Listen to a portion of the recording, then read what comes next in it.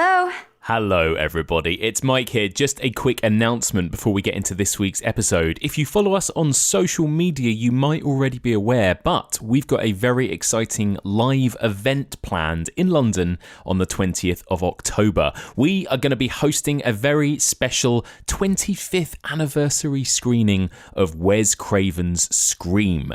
Evolution of Horror is teaming up with the Final Girls, so me and friend of the pod Anna Bogutskaya will be hosting this screening. We'll be screening the film in 35mm. It's going to look amazing. And then, after the film finishes, we will be recording a live podcast discussion, an EOH Final Girls crossover episode. We'll be recording it in front of an audience, and we'll be joined by special guest, friend of the pod, all-round legend, Becky Dark. So it's going to be a hell of a lot of fun. If you want to join me and Becky and Anna and a whole bunch of other friends of the pod who are going to be there to watch and discuss Scream, then grab your tickets now. Head on over to the Prince Charles Cinema website, that's the PCC in London, and grab a ticket for the 20th of October at 8:25pm. I will list a link to the tickets in the show notes. Okay, enough of that. Onwards with this week's episode.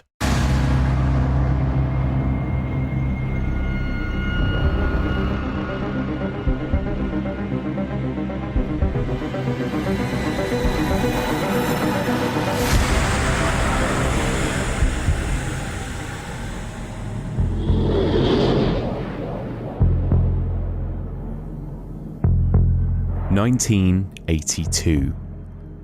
Deep in the Antarctic, a group of men in an American research station witness a Norwegian pursuing a dog. Unable to understand what's happened to this Norwegian, they're forced to shoot him dead and kennel the dog. Later that night, they realise the reason why this Norwegian was pursuing this animal.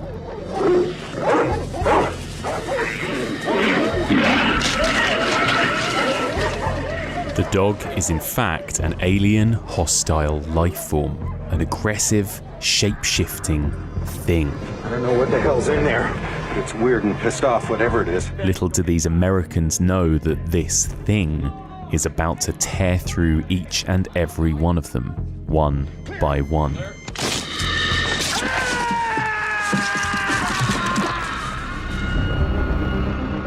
Join me as we continue exploring the evolution of alien horror, and we discuss John Carpenter's gruesome masterpiece, The Thing.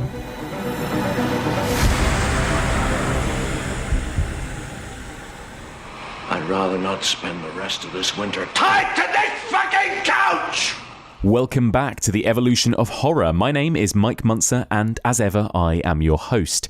If you're tuning in for the first time, then welcome. In this podcast, we explore and dissect the history and the evolution of the horror genre by looking at particular subgenres one series at a time.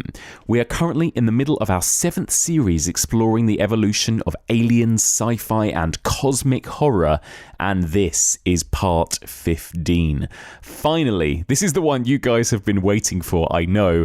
This week we are going to be talking about one film and one film only, John Carpenter's The Thing from 1982. We will be discussing this movie in spoilerific detail. If you haven't seen The Thing, I mean, I doubt there's a single person out there listening to this podcast that hasn't seen The Thing, but if you haven't, give yourself an incredible treat. Turn off this podcast immediately, go and watch The Thing, and thank me later. It is one of the greatest movies ever made, and I'm so excited to discuss it. Let's get straight into it. Joining me to discuss all things The Thing, he is one of my favourite guests to have here on Evolution of Horror. He's always here to discuss the big hitters of the genre. He's been here previously to discuss the Texas Chainsaw Massacre, Night of the Living Dead, Suspiria, The Exorcist, and Hellraiser.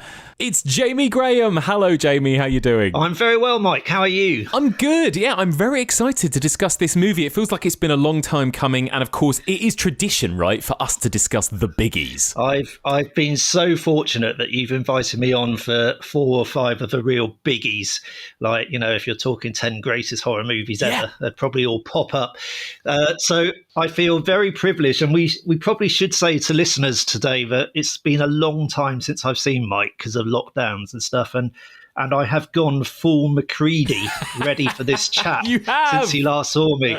I've grown my hair, I've got a really big bushy beard, and even the temperature's dropped today, so I think we're ready. I know. We're ready. Well, I thought that was great as well, because considering, and we'll talk about this as we go, I suppose, but after talking about the movie that is, like, in some ways the hottest, sweatiest horror movie of all time, right? Texas Chainsaw Massacre. We're now at the other end of the spectrum, aren't we? Which is going to be fun. I know. We've done the whole lot. So before we get into the thing itself, let me ask you a bit about this subgenre, Jamie. Sci-fi horror and aliens and cosmic horror, that kind of thing. Are you a fan generally of kind of sci-fi and that sort of sci-fi horror crossover? I absolutely love it. It's probably one of my favourite subgenres. I mean, nice. I don't often think about it in those terms, like, what do I prefer? Vampires, ghosts, folk horror? I love it all. But if I was to think about it, it's probably up there. Just some of my favourite films, be it Frankenstein, The Fly, Invasion of the Body Snatchers, especially the 56 version, although the 78 remake is fantastic. Obviously a film we're talking about today, one of the greats, The Thing, the original The Thing from Another World. And in recent years, I mean, we've had some great ones, like the remake of Invisible Man, The Mist, Under the Skin, which is probably, for me, in the top 5 horror films of this century. So, so I am a big fan. That is the short answer. Big fan. I love it. And aliens in particular, Jamie, what is it about the creature of an alien that makes such a good sort of horror monster, do you think, in your opinion? I think it's just the fact that it can be anything. I mean, the only thing limiting you is your imagination. I mean, we don't know what's out there. I'm convinced something that is out there, just in terms of, there's something like 2 trillion galaxies that we know about. And I just can't believe there's nothing out there. So there's something out there, and it could look like anything, and so we can get all different types. If you're going to have a vampire, pretty much what you're going to get. If you're going to have an alien and what its powers are and what it looks like, it's all up for grabs. So I love it. But I really love cosmic horror as well, like H.P. Lovecraft. I read all his stuff as a teenager. I got onto it through Stephen King. I was reading Dance Macabre, his kind of loving tribute to the horror genre, literary and filmic. And he kept banging on about H.P. Lovecraft. So I thought, I better check this guy out. And just that whole thing of these giant, like, gargantuan beasts from other dimensions, and just, that you can't even look upon them without losing your mind. It's always described as sort of indescribable terror and unspeakable terror, and I just love that whole idea that it's something so awe-inspiring and monstrous that just to gaze upon it, you go absolutely insane. I love all that stuff. I love that too, and it's funny, isn't it? Because that is that, and we are going to talk about. I mean, there are Lovecraftian touches, I suppose, to The Thing in a way, but generally speaking, it must be quite a difficult thing to put on screen, right, Lovecraft, because of that the very fact that it is sort of incomprehensible or indescribable, Yeah, I think it is. I mean, a lot of it has to be left to imagination. I think The Mist did it brilliantly, but obviously you start off with the smaller beasts that you can see kind of flying against the windows of the supermarket and getting inside the spider things and the bird things, and but obviously towards the end it's like, the portal has really opened, and you just stretching up into the mist, you see these gargantuan legs that you can't even see, the top of the belly hanging down, all of that stuff. So I think that's maybe the way to do it, because unless you've got a 250 million budget, you're in trouble otherwise. I'm just always gutted that Guillermo del Toro still hasn't got to make At the Mountains of Madness, because it's his long cherished project. It means so much to him. And I cannot believe that about 5, 6, 7 years ago, he put together a package that starred Tom Cruise, one of the world's biggest movie stars, if not the biggest, making this film for $150 million, which in today's market, we have 300 million blockbusters, and it still didn't get off the ground that Universal pulled the plug on it. And I just can't believe that. I mean, give the man, he's won his Oscar, he's done all this stuff, give him the money and let's have At the Mountains of Madness. Oh my God. And he could he could pull it off, right? He could do that story so well. Yeah. Yeah. He's the perfect choice. So, with all that being said, let's get into a classic of the sci-fi horror genre, The Thing from 1982.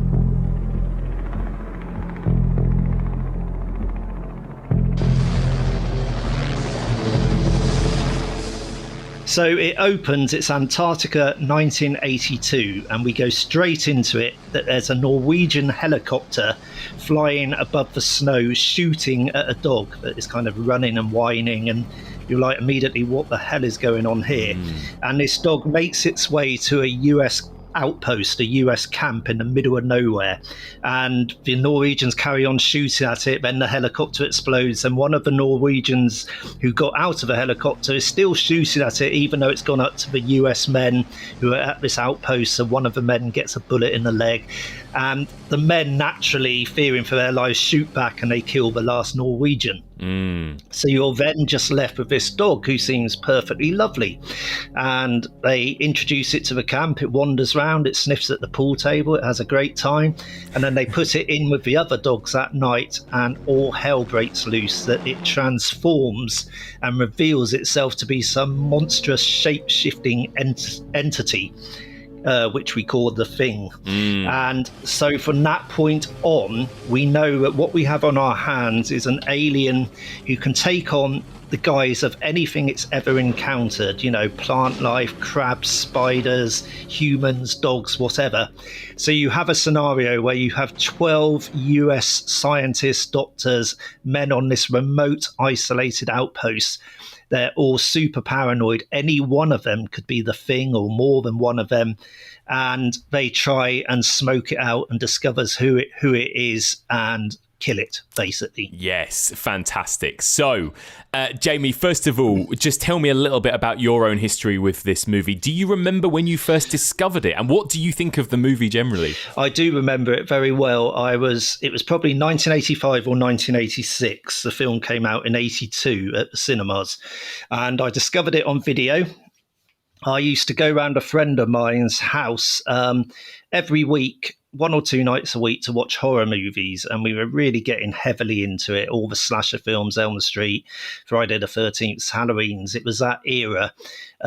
Stuff like The Fly, Near Dark, Lost Boys. It was all sort of 85, 86, 87.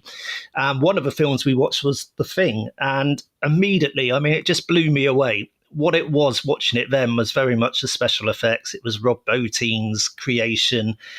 It is just absolutely what the fuck. You have never seen anything like it before. And it was incredible. I was probably a bit too young to appreciate the quieter moments, the paranoia, the suspense. There's about an hour in this film where nothing happens between the dog revealing itself, turning inside out, and then the next really big set piece. Yeah. It's just a lot of sort of beardy men walking around being suspicious of each other. Yeah. So maybe I found that bit a bit boring when I was younger, but obviously over the years, I now think those scenes are among the best in the film. So I loved it immediately. So that was my relationship with it. Like many people, I discovered it on video. Yeah, me too. I discovered it on DVD, I think, and just, fell in love with it instantly. And it does feel like a movie, I don't know, you probably could have known this better than me, but it feels like even in my lifetime, it's a movie that has become increasingly popular. Like, when I was kind of young and sort of discovering horror and reading lists of kind of the best and the scariest, often The Thing didn't feature on a lot of those lists, and it wasn't quite regarded as the sort of greatest ever horror movie that it is now. Yeah. Do you know what I mean? It feels like even in the last 10, maybe 20 years, it's really finally started to become appreciated. Do you know what I mean? I do, and I think among horror fans, it started to get appreciated a bit earlier than that. I remember I used to buy a Fear magazine that came around in the late 80s. It only lasted about 3-4 years, which was a monthly horror magazine that was fantastic. And in the late 80s, they did a list of like the 100 greatest horror movies ever made. and it was all voted for by people who knew their stuff. It was horror directors, horror authors, critics. So people who knew their stuff. And I remember then in the late 80s, I think it came number 2. Wow, okay. It was above Psycho. I think it was number 2 level with Texas Chainsaw. Maybe Exorcist was number 1. So in those circles, it had started to be appreciated. But like you say, when it came out in 82, it got very poor reviews. It flopped at the box office. We'll probably talk more about this later. Yeah. It was really castigated. The fact it bombed so much absolutely changed John Carpenter's career, that he was about to make Firestarter for Universal, big budget Stephen King adaptation. He got sacked from that because The Thing had flopped. And it's really interesting because if that hadn't have happened, what career might he have had? I mean, he was going strength to strength, and even though we all adore all his films and all his 80s work, there is a parallel career where Carpenter could have been making like Steven Spielberg type budgets, if The Thing had done really well and that had been the next stepping stone. So true, isn't it? And maybe this is a good chance before we get into the story of the film. Let's talk a bit about John Carpenter himself. Now, obviously, on this podcast, we've talked about a few of his movies at this point. We've done Halloween, we've done The Fog in our Ghost series, and we did Prince of Darkness even in our Cult series, which is a great one. But this, seems to be kind of smack bang right in the middle of his incredible run, doesn't it? He was really firing on all cylinders at this point in his career. But what do you think of sort of John Carpenter sort of generally as a director? I think he's the man. I mean, I love, like we all do, I love so many horror directors, all the classic guys, Romero, Cronenberg, Carpenter, Craven.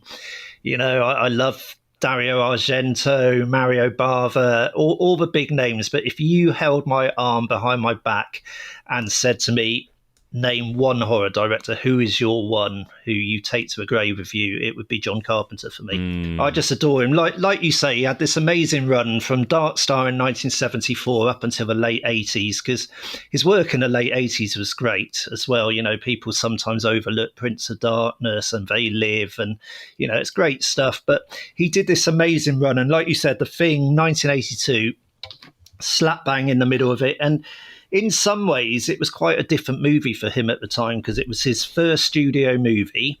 It feels bigger than the other stuff he'd done. I know he did Escape from New York that had sort of big set pieces, and this is quite contained, but it still somehow feels more ambitious, bigger. He had a year to prep it, which he never had on any of his indie films where you're obviously against the clock. So he had a year to prep it. It's a lot more psychological that, maybe his other stuff is suspense and it's kind of scare mechanisms. A lot of it is in the mind. It's just a psychological horror. But in other ways, it's a typical John Carpenter movie, that it was the 4th time he worked with Dean Cundey, his cinematographer. It was the 3rd time he'd worked with Kurt Russell.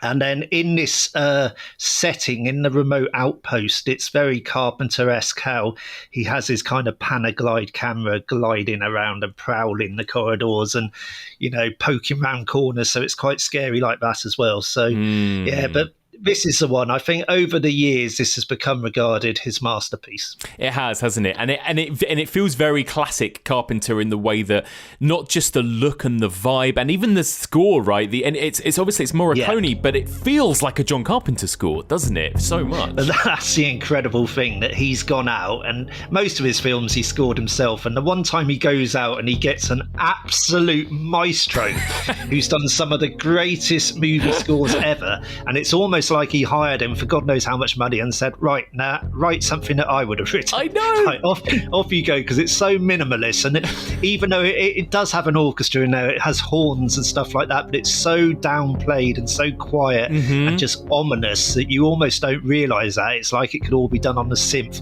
And then on top of that, Carpenter adds his own little touches that he has that Morricone score. But I think the bits where it's just like, duh-duh. Yeah. Duh-duh.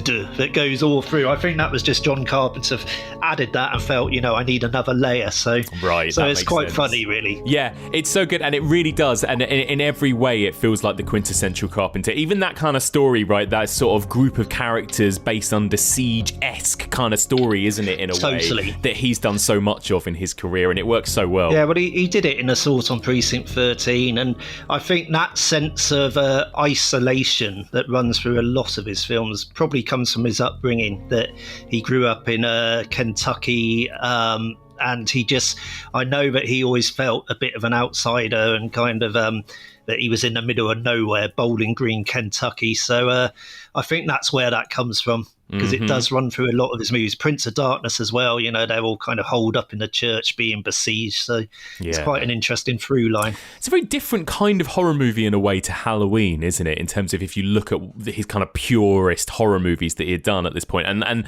I remember seeing an interview with him once, and I couldn't find the clip to kind of watch it again, but he said something about, there are two different types of horror stories that people tell around a campfire, and one is about the evil out there, the evil outside of our group that's in the woods that's coming to get us, and then the other one is the evil is within us. It's like somebody around this campfire kind of thing. And in some ways, you could look at Halloween and the Thing as those two types of stories in a way, couldn't you? Because at Halloween, it's so much about that outside force, that man coming to Haddonfield. Yeah. And this one, even though it is an alien, it is an outside force, it's really very much about who is it within this group, right, as well? Yeah, who's the monster? Exactly. Yeah, it's great. Yeah, no, you're bang on there. And it's also really interesting, and this was completely by mistake, but when they were making The Thing was just at the time when it started to break the first newspaper reports about AIDS.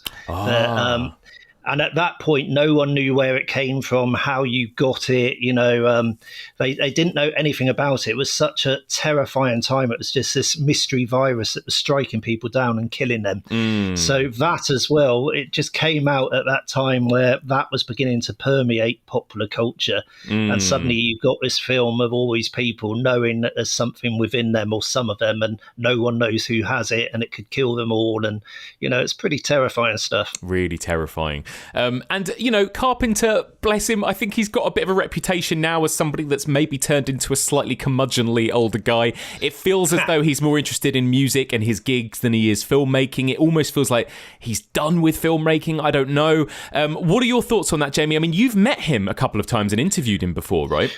I'm so fortunate because, like I say, he's my number one. I've interviewed him about 4 times on the phone, and the one time, which was the Holy Grail, about 15 years ago. It was when he made The Ward, whenever that was. Right. I actually got to visit him at his house. Oh my God! Yeah. I went to his house, and it had a white picket fence, and on the fence was a sign that said "Beware the occupier," which I absolutely loved. And then you went in, and it was this really suburban street as well, tree-lined street, just like something out of Halloween. You can't imagine that John Carpenter, the King of Horror, lives there. And you go in, and he showed me into his back office, and he had all these monsters from his youth on the shelves. He had figurines of Dracula and Wolfman and Frankenstein's monster, and he sat behind his big desk, and he was constantly smoking his Winston cigarettes that he loved. So he was in this like fog of smoke the whole time. And basically, I interviewed him for about 2 hours, and we shared a cheese board that was lovely. He got out a cheese board, and and like you say, he can be a bit of a curmudgeon. He's been different on different times I've interviewed him. He can sometimes take a bit of warming up. That you get the sense he's been doing this years. He's been asked every question under the sun, and it's like, oh, gee, here we go again.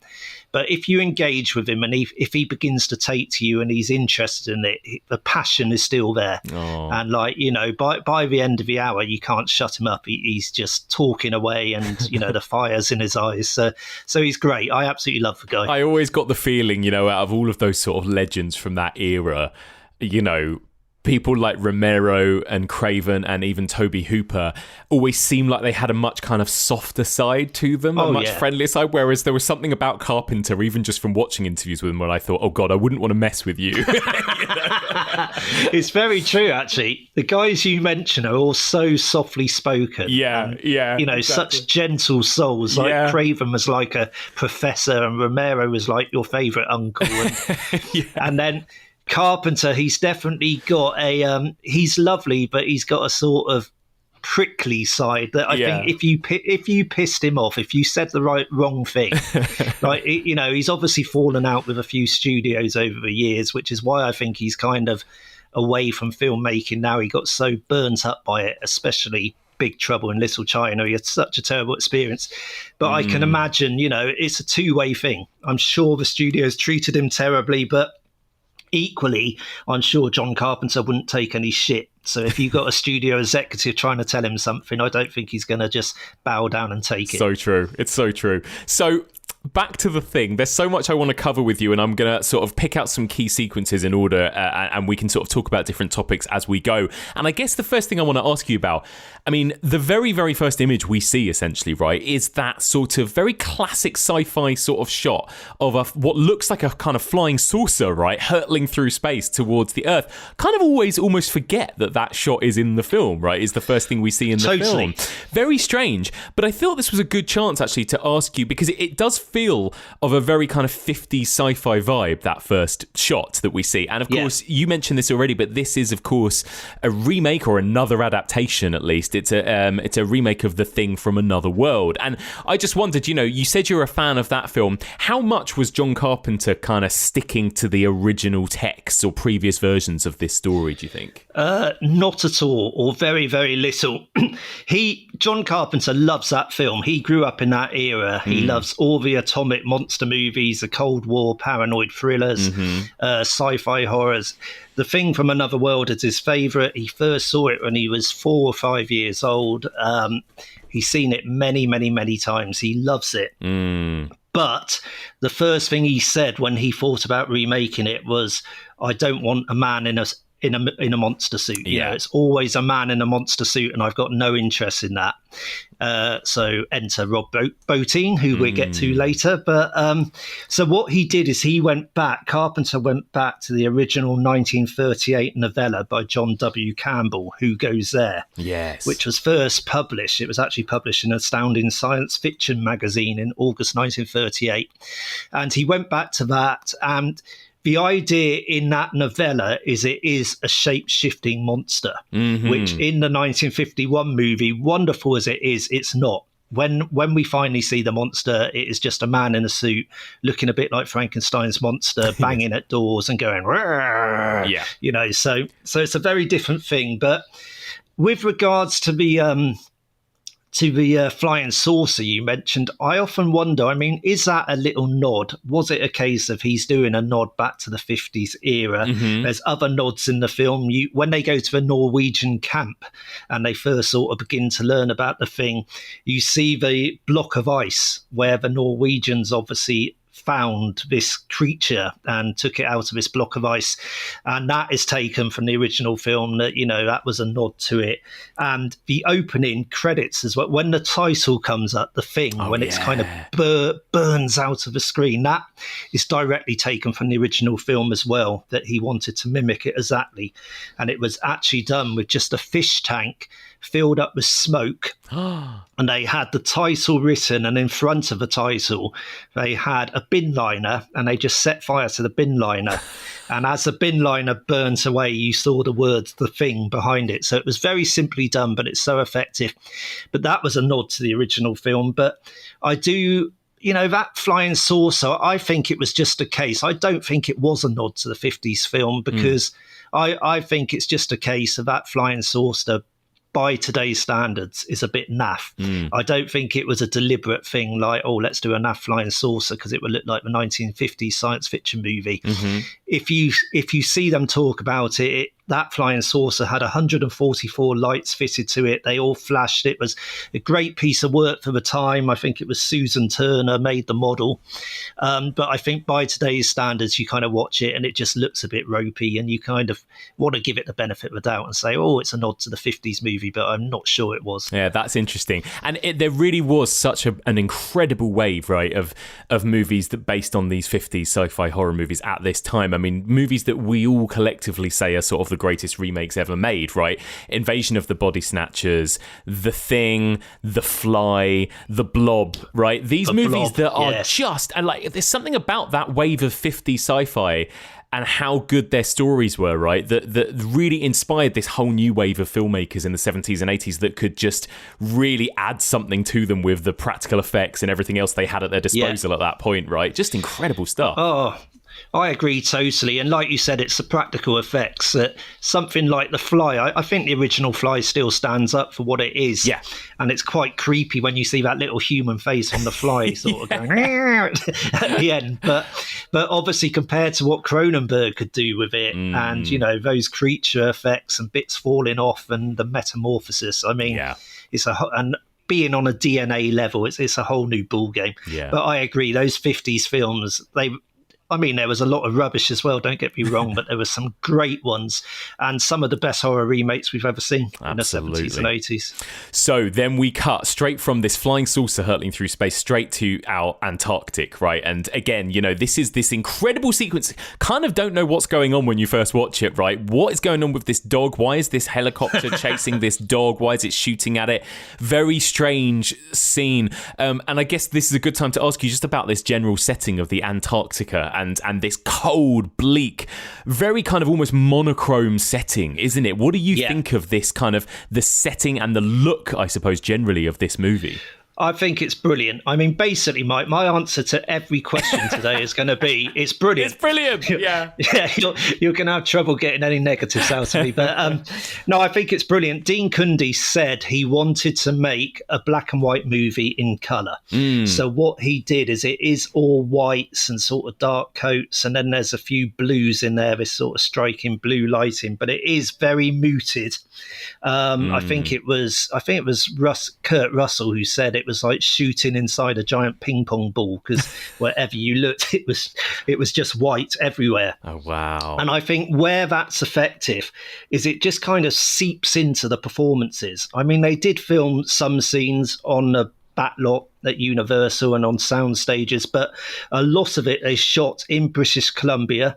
They built the station out there when it wasn't snowing, and then they left it for months and it got snowed in, and they went up there, they rehearsed for 2 weeks, isolated, you know, found the dynamics of all the men, and then they shot it. And just like when we were talking about Texas Chainsaw, and we said that the madness of that film, the fact that they were shooting in 120-degree heat and the meat really was rotten on the table, and they'd had costumes on for a month that stank and stood up on their own, and it all seeped into the performances and the celluloid, and it made this incredible, insane, buzzing horror movie. Yeah. I think a similar thing happened with The Thing, that because they shot it in those conditions, and even when they were on the Universal backlot on sound stages, they refrigerated all the sets, you know, they were shivering, and I just think it all gets in there and it just feels authentic, and you believe in the isolation. You believe these 12 guys have been up there for months,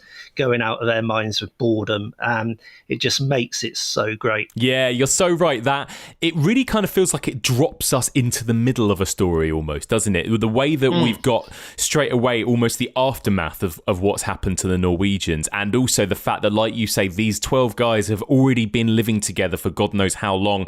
They already seem like they're on the brink of madness, don't they? Like with McCready kind of, you know, playing with the chess machine and kind of destroying it. It's one of the very first things we see him do. You think, oh my God, these guys already at this point, right, are not okay. Like nothing's okay already. We're dropped straight into it. I mean, I just love that, the fact he drops you straight into it, because we immediately pick up on the dynamics of these guys. You know, I think it came from the rehearsal, but like I said, you get the sense they're real people. They've been living with each other, their dynamics, how they kind of, you know, orbit around each other. It all just feels established and real.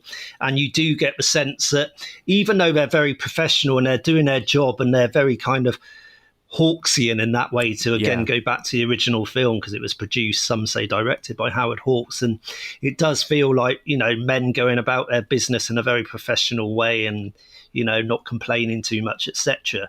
But at the same time, you know, you can sense that they're ready to go out of their minds. And McCready pouring his drink into that chess machine at the start, that always strikes me. It's funny, but what a stupid thing to do. I mean, he loves his chess. He loves it. And it's actually in the screenplay. That's one of his defining things. He loves chess. And the first thing we see him do is ruin the game for himself, where he's now going to have weeks and weeks without being able to play chess. So, it's so true. There you go. It's so true. And isn't that correct? I'm right in saying, that's a little cameo there from Adrienne Barbeau, John Carpenter's wife at the time, right? The only female character in the film. Is that right? Doing the voice of the computer at this point. Do you know what, Mike? I don't know that. Yeah, I believe it is. That. I think you've unearthed something I don't know there. I believe it is. I read it this week that was Adrienne Barbeau doing the voice of the computer, just as a little cameo there. Yeah. I like that. Your move, bishop to knight 4. My move, knight to rook 3. Poor baby, you're starting to lose it, aren't you?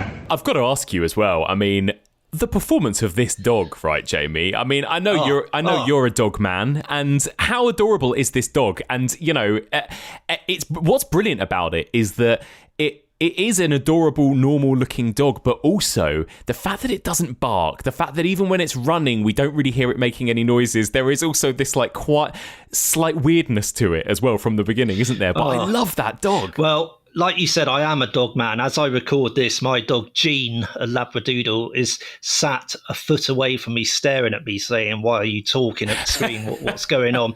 So I love dogs. But what is interesting about this Jed, because that was the name of the dog, Jed, is he's actually either a wolf or he's half dog, half wolf. I can't remember, but there's a lot of wolf in him. And that kind of makes it, I think that's why he doesn't bark and he doesn't growl. That I think, when you're a wolf, you're just more sort of going about your business silently, and right. He has a death stare that if he's pissed off with you, rather than growl or bark, he just sort of looks at you and gives you a look to say, back the hell off, which Jed does in this film. And Carpenter absolutely loved him because what he could do, even on the shot where he comes down the corridor and he sort of looks in a room and then he walks, you'll see that the camera moves. And Carpenter always loves his dolly shots and his panaglides. He likes to keep things fluent. And with this dog, he could move a camera crew past the dog and have equipment glide past the dog or the wolf without it looking. It didn't even turn its head to say, what are you doing? Which was fantastic for the film, because otherwise he would have been there for weeks just trying to get the perfect take. Yeah, that dog is quietly menacing, right? Which I suppose the whole first act of the film is a bit that, isn't it? It is sort of quietly menacing when you're just sort of trying to figure out exactly what's going to happen, So good. You just know something's going to happen from that opening shot of a helicopter, and you have that music, you have the synthesizer going, duh-duh. Yes. Duh-duh, as it's gliding along, shooting at this dog, and it instantly feels apocalyptic. And, this movie is part of what Carpenter calls his Apocalypse trilogy with Prince of Darkness and In the Mouth of Madness. And from the first scene, you kind of know this is the end. This is the end of humankind. It feels like this is it. You're absolutely right. You're so right. In the same way that Prince of Darkness has that real feel dread in that whole very long opening sequence, it's very similar, isn't it? Of course, we get the Norwegians here who both end up dead. What's really funny is, and I think it was Dan Martin who told me this, that if you understand Norwegian, the Norwegian character basically explains everything that's going on. Obviously it's not subtitled, but he shouts something in Norwegian at our main characters in a panic, and actually what he's saying is, "That's not a dog, it's an alien. It's imitated the dog. It killed all of our crew." So he literally kind of explains away. So if you happen to understand Norwegian, then you'll know exactly what this film is about from that opening moment, which is quite funny. Kom der vekk. Det har ikke en bikkje i. Det er en slags ting. Det imiterer en bikkje. Det er ikke virkelig. Kom der vekk, idioter! But yeah, I love that decision as well to kind of almost like we're at the end of, and of course there was a prequel made, wasn't there? But it's almost like we are at the end of another film here at the beginning of this movie, aren't we? Which is a really cool decision, I think. Yeah, it really is. Like we said, it throws you straight into it, and then the backstory is gradually revealed that they go, to the Norwegian camp and have a poke around, and bits of a puzzle begin to fall in place, but it's not until the dog turns inside out and the tendrils start whipping that we know what's really going on. Exactly. I'm going to come to that in just a moment, but first of all, let me ask you a little bit about this group of characters. Like you say, it kind of it brings up this kind of, we're introduced to this group of very professional men, all have their own individual jobs. Obviously, we've got MacReady, the pilot, we've got the doctor, we've got the scientist, we've got the cook, all of these different people. It is a big cast of characters, right? It's a lot of people. Do you think the film does a good job of sort of, I don't know, introducing and letting us sort of get to know enough of these characters, I suppose? I mean, it's about 12 main characters, and it is very much an ensemble piece. And they're all male, and a lot of them have beards, and they're all in parkas with like a lot of their heads obscured. And, you know, it could have been an absolute disaster. And Carpenter, you know, a lot of the scenes, he found out how to shoot them on the day. He didn't storyboard it. He'd go in and he'd have 12 guys in a room, and almost by instinct, he'd know where to put the camera and when to cut and how he'd sort of keep all 12 in the mix. And, you know, it's just masterful how he does it, because even though you have all these guys, I think you really get a sense of all of them, who they are and how they relate to each other. And that takes some doing. You know, it's just brilliant filmmaking, brilliant storytelling. Yeah, I agree. And of course, Kurt Russell, right? I mean, what a guy. And he's already obviously worked with Carpenter by this point. And those two just seem to be some sort of match made in heaven, don't they? Like the John Carpenter, Kurt Russell sort of pairing, it seems to work so well, doesn't it? It's amazing, really. And I think I actually asked Carpenter about this when I interviewed him. And I mean, the obvious thing is Carpenter makes very lean, mean, no bullshit films. And Kurt Russell fits that. But, you know, he's not a man of air and graces. He's very friendly, but he's not sort of, he hasn't got an ego, and he's not all Hollywood, despite being a Disney kid. You know, he's very, very down to earth. So he gets on very well with John Carpenter. They're both very kind of no nonsense. Yes. Also, he has that macho element. You know, Carpenter loves his old westerns. He loves, you know, John Wayne, all of that. And Kurt Russell kind of fits that, you know, he is very masculine. He's a macho male, an alpha male. But at the same time, he's not afraid to send that up. Like in Big Trouble in Little China, he really plays with that image and wears lipstick and all sorts of things like that. So it is interesting. It's almost like he's the perfect leading man for Carpenter, despite the fact politically they couldn't be more different. Like Carpenter is very liberal, and he always says about Kurt Russell, it's one of his favourite gags. If you read his interviews, he always trots out this line.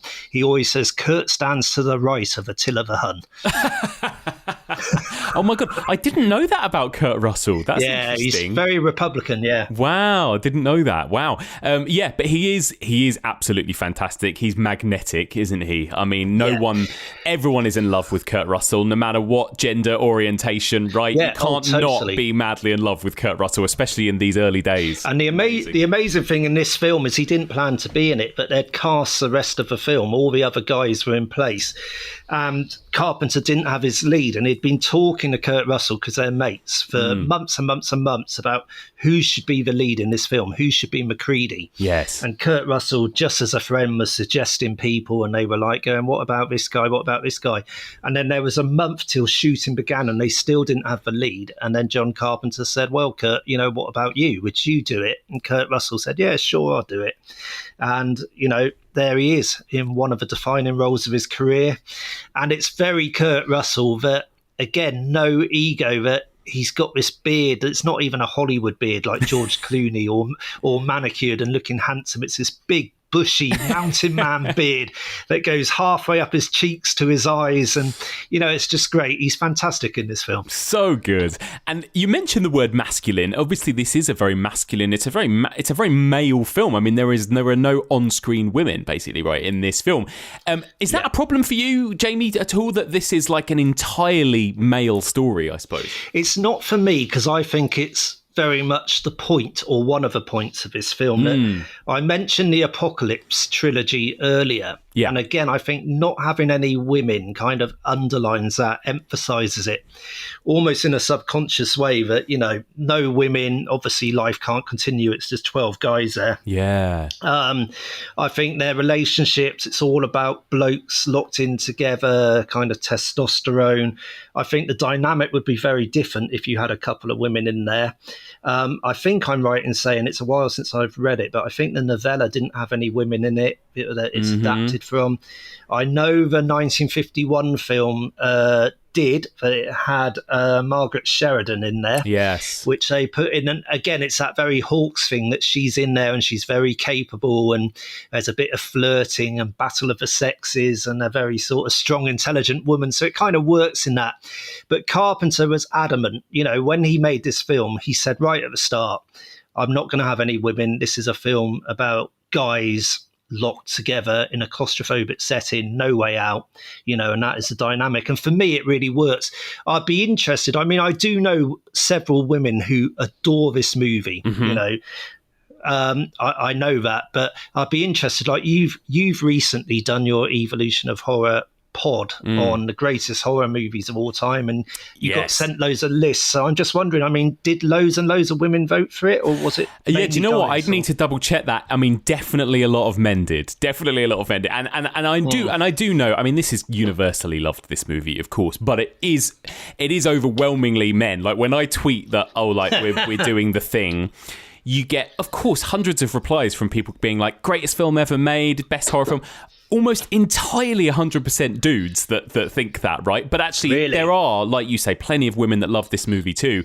But I think it is a movie about masculinity, like you say. I think that's fine because that's what the movie's about, actually. In the same way that something like Reservoir Dogs feels like it's a bit like that too, doesn't it? I think that is the story that they're telling here.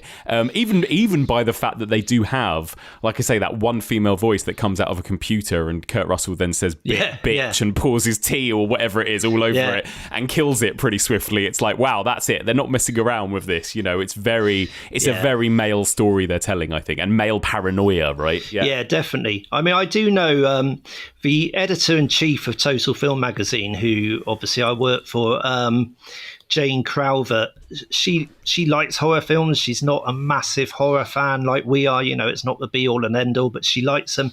I know for a fact The Thing, be it horror or non-horror, is one of her favourite movies of all time. We often talk about it. It's in her top 10. So it's obviously not males only. No, absolutely. In fact, actually, even my fiance Rihanna, she's not the biggest horror fan in the world, but she loves The Thing. I rewatched it this week for this podcast, and she wasn't around, and she was like, "I can't believe you watched The Thing without me." So it's basically everyone loves this film, don't they? Everyone loves it. Oh, it's such a great movie. We tend to dislike mysteries. We feel uncomfortable not knowing. The more that we know, the less we bend, the more brittle we become, the easier to break. That wasn't an act of God. Wasn't it? Hello, everybody. That was a little clip you just heard there from the new Mike Flanagan TV show, which, if you're listening to this on the Friday, dropped today on Netflix. That's Midnight Mass. Mike Flanagan, of course, the man who gave us The Haunting of Hill House, The Haunting of Bly Manor, Hush, Doctor Sleep, and loads of other incredible horror properties from this last 10 years. He's back with a brand new Netflix series. I've seen the whole thing, and oh my god, it won't surprise anyone to know that I absolutely loved it. And that is one of the many, many, many new releases that we are going to be covering over on Patreon in the next few weeks, because it is an insanely exciting time to be a horror fan. Over on Patreon, we've had to kind of halt most of the other stuff that we were doing, including mini seasons and that kind of thing, in order to cover so much great stuff. So as well as Midnight Mass, we're also going to be discussing James Wan's Malignant, which I've also seen and have many, many thoughts. We're also going to be covering London Film Festival early October, which means we'll be discussing the new movie from Rob Savage, who gave us Host. That movie is Dashcam, which I'm very excited to check out. We'll also be discussing the new movie by Raw director Julia Ducournau. We'll be discussing Edgar Wright's Last Night in Soho, finally. Then, as we get later into October, we've got the Chucky TV series to cover. Cannot wait. And I Know What You Did Last Summer TV series, which, yeah, I'm less excited about. And, of course, the long-awaited Halloween Kills is finally nearly upon us. So all of these films and TV shows will be covered on our Patreon channel across the next month. It is spooky season right here, and October, of course, is like Christmas for us horror fans, so it's going to be very, very exciting. If you want to sign up and listen to all of these reviews, as well as a whole bunch of other discussions, then you need to sign up to our Patreon, patreon.com/Evolution of Horror. If you sign up at $5 per month, you will get access to all of these episodes in which we discuss new releases, interviews with filmmakers, all of that kind of thing will be available for $5 per month. If you want to jump up to the $10 level, you will get access to our exclusive mini-seasons, including a Hellraiser mini-season, which we've just finished. There's also an Extreme Cinema season, which has finished. There's a Hitchcock mini-season, which we've nearly finished, and a Twin Peaks retrospective as well, which was a hell of a lot of fun. Soon we're going to be kicking off new mini-seasons in the month of November, a international horror series in which we discuss a different country from around the world and look at one or two horror movies from that country in depth. So that's going to be really fun. That will all be kicking off in November. And if you want to jump up to a $20 level, you will get all of the content I just described, but also become an official Evolution of Horror sponsor, which means you'll get your own little dedicated segment right here on a main episode. Patreon.com/Evolution of Horror.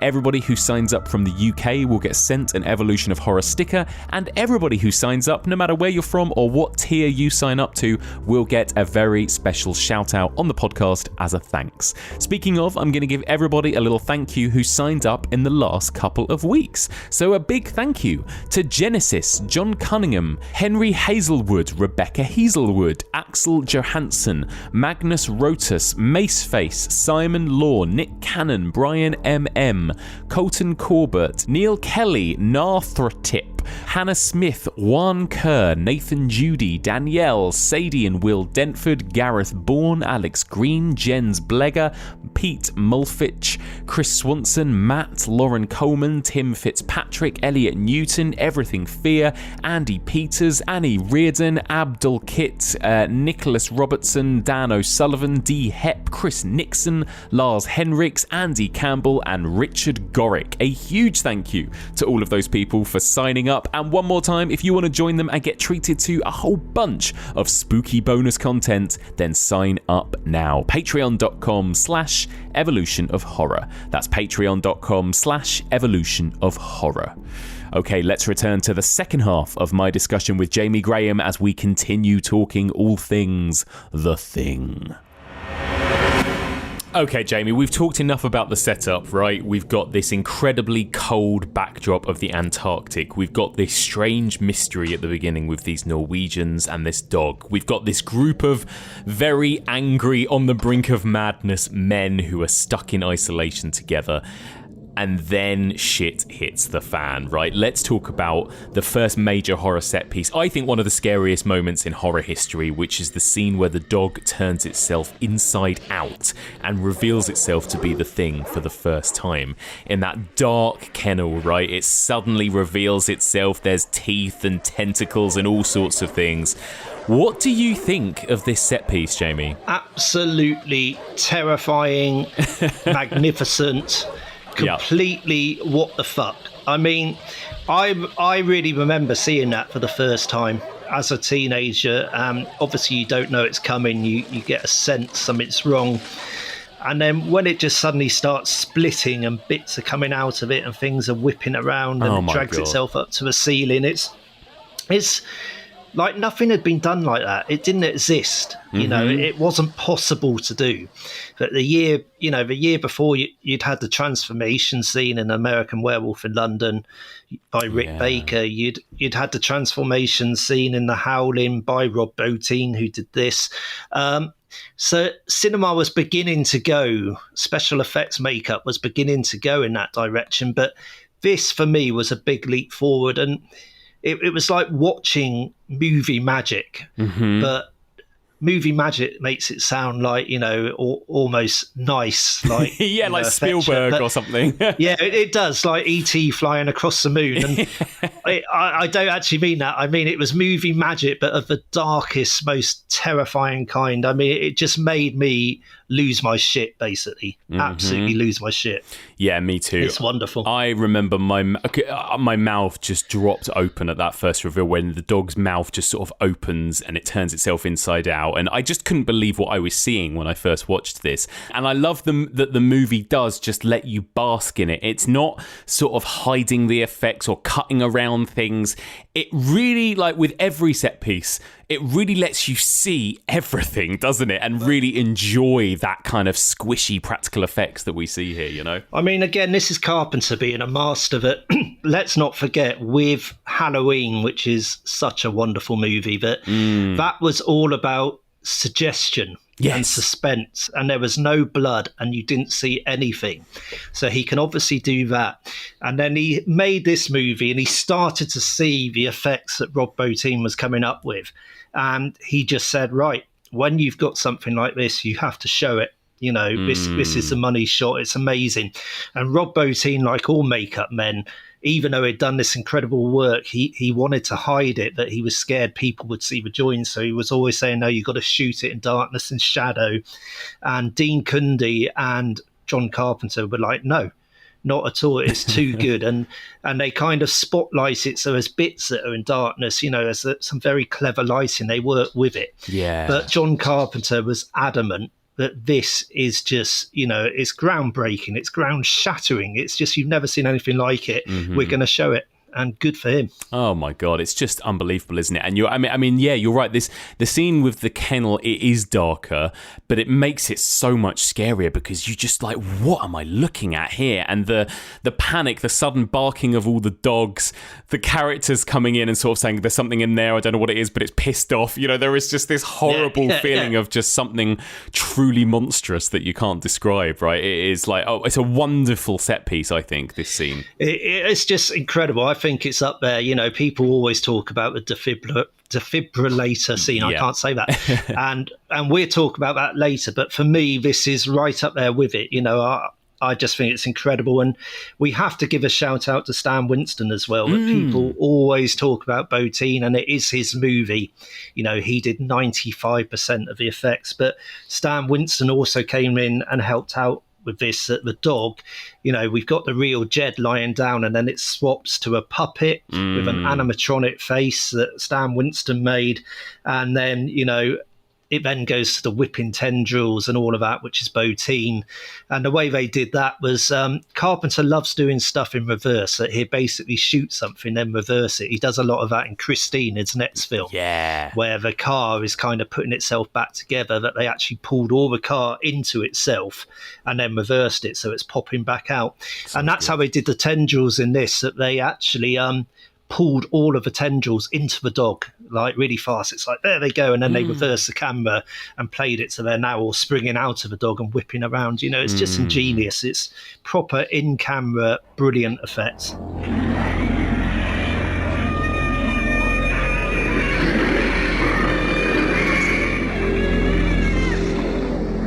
Is this, and I know it's got a lot of competition from this era, but is this, Jamie, the best use of practical effects in horror cinema history? Yeah, I mean, for me it is, because we mentioned Rick Baker, An American Werewolf in London, which that transformation scene, amazing. Rob Bottin, Howling, you know, not up there with American Werewolf, but it's another great transformation scene.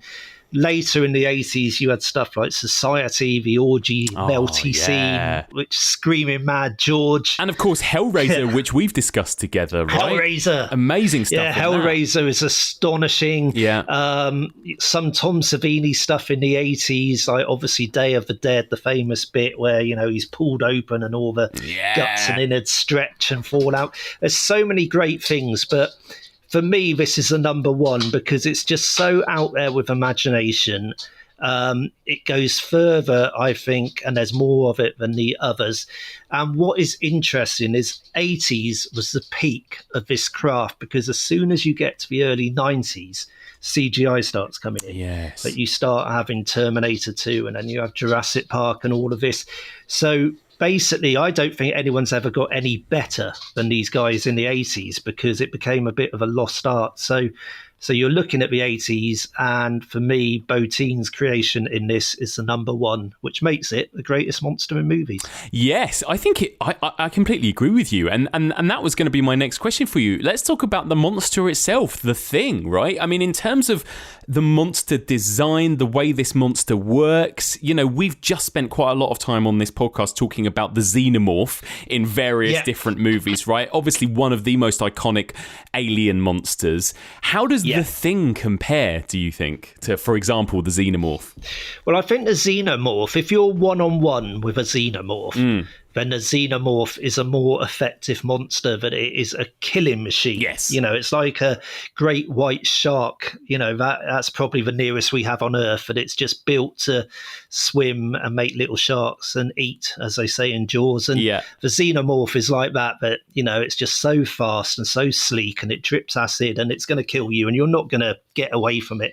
Whereas the Thing, when it reveals itself, because all of its power is in being hidden and kind of assimilating and spreading that way, that's how it wants to take over humankind. But if it has to come out and reveal itself, then it's defeatable. But it's kind of there. It's not the fastest. You can get the flamethrower on it. You can do something like the bit later on where the head scuttles away on spider legs. They have plenty of time to turn around and, torch it with flame and kill it.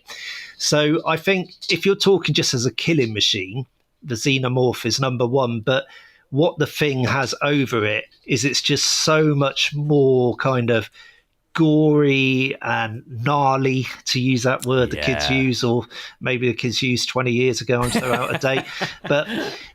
To me, it's just so much more fun. Like if you gave me a choice, I love the Xenomorph, but if you gave me a choice of watch the Xenomorph, run down a corridor and kill someone, or watch the Thing just do its stuff and be a crab and a spider and a human and a dog and have a big petal like flower head come out of it that is made up entirely of dog tongues with teeth sticking out of it, and it's just crazy, so for me, like the Thing, I'd always choose the Thing, always. I kind of agree with you. I mean, I think the Xenomorph is one of the scariest monsters, but there's something about the Thing that is even more fascinating visually. It's almost like, and it's kind of deliberately indescribable, right? But it's almost like, if you ask a child to draw a picture of a monster, they'll draw something like the Thing instinctively, won't they? Something with lots of tentacles and heads and eyes and teeth sticking out of it, or spider legs with a head on top, or whatever. It's like there are no boundaries to what you can imagine and what you can create with the Thing, which is what I think so astounding about it,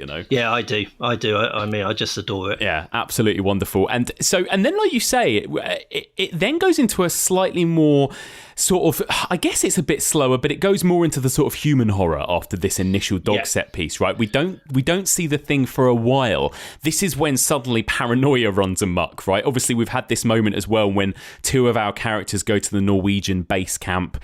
They find some dead bodies. They find that horrible kind of mutated human head, which just looks incredible. And I think this is when it's Blair, the doctor, kind of comes to the conclusion that, this Thing can assimilate and even disguise itself as people. And they, there's that little computer moment, isn't there, where they sort of say, what are the chances of, it having infiltrated the camp? And it says 75%. And this is when paranoia suddenly runs amok, doesn't it? You've got characters trying to shoot each other with guns, people shouting at each other, blaming each other, accusing each other.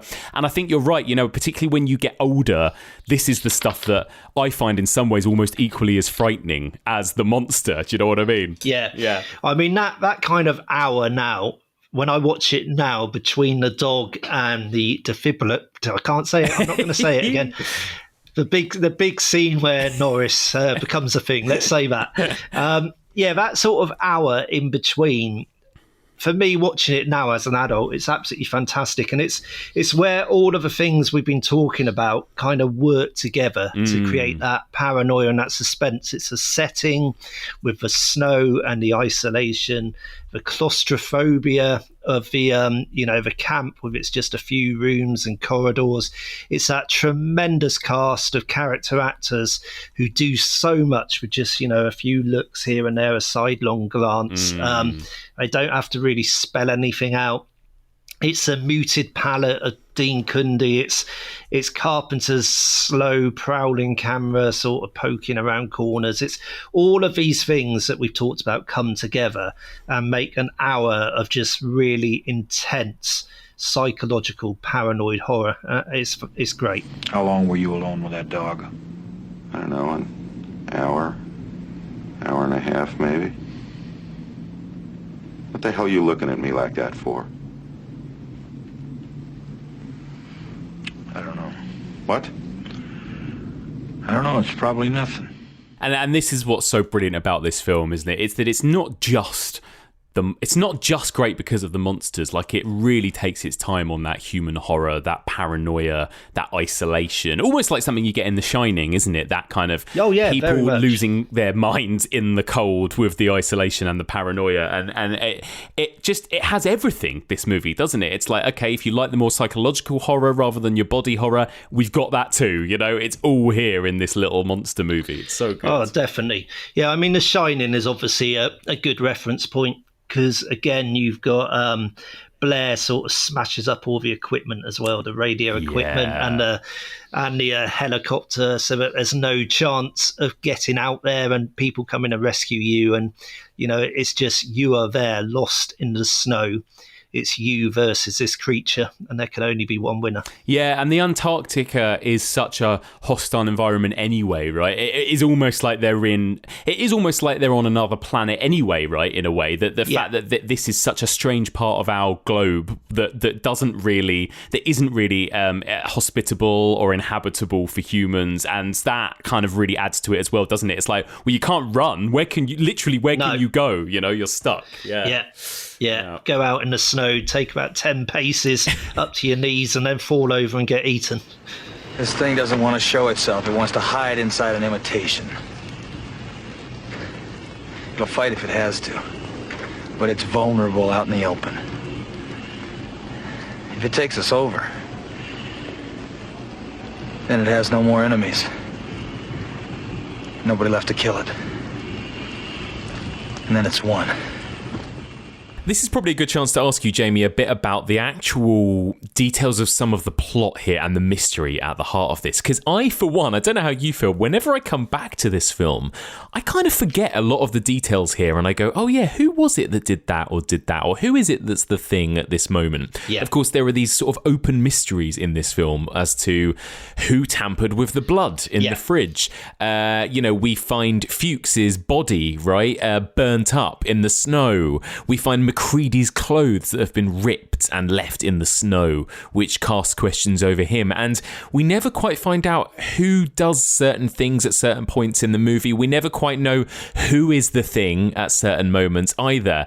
And that mystery kind of stays very ambiguous, doesn't it? Yeah. I don't think there's an answer to it. I don't think John Carpenter and Kurt Russell knew.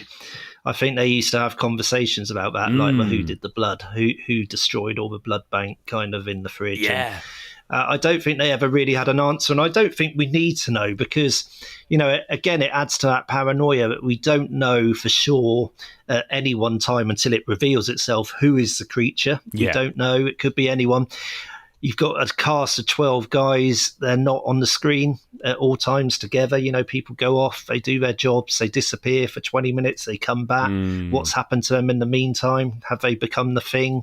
You know, it just adds to it all. It's just great. Yeah, I love that about it too. Yeah, the you know, he reveals just enough and he keeps just enough kind of concealed as well, I think, to really get our minds going with that kind of thing. And then we finally get to the defibrillator. I'm going to say it slowly, but well done, Mike. I'm not saying it. The defibrillator scene, it is...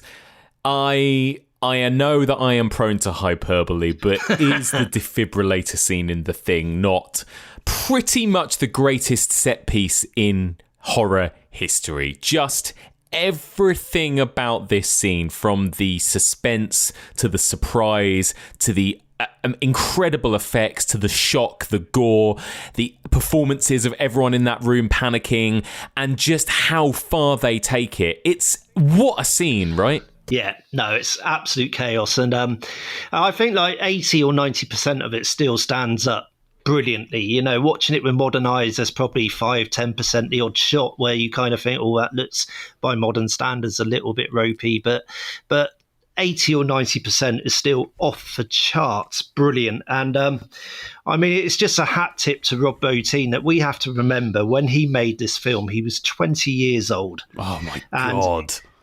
He went away. Carpenter said to him, right, you come up with, you know, Carpenter didn't say, this is what I want my monster to be. He said, go away and let me know what the monster's going to be. And Bottin went away and he came back and he'd storyboarded all the scenes, all the set pieces. So he had, the only thing limiting him was his imagination. You know, you can draw anything. So there it was on the page. And Carpenter looked at it and said, this looks amazing. You know, can you do all this stuff? And Bottin was like, no. You know, no one's ever done this stuff. So he was kind of making it up as he went, and he was using everything. He used bubble gum, he used paint thinner, he used rubber, he used melted God knows what. You know, apparently if you went into his effects hut or whatever, he had 5-gallon buckets of KY jelly absolutely everywhere.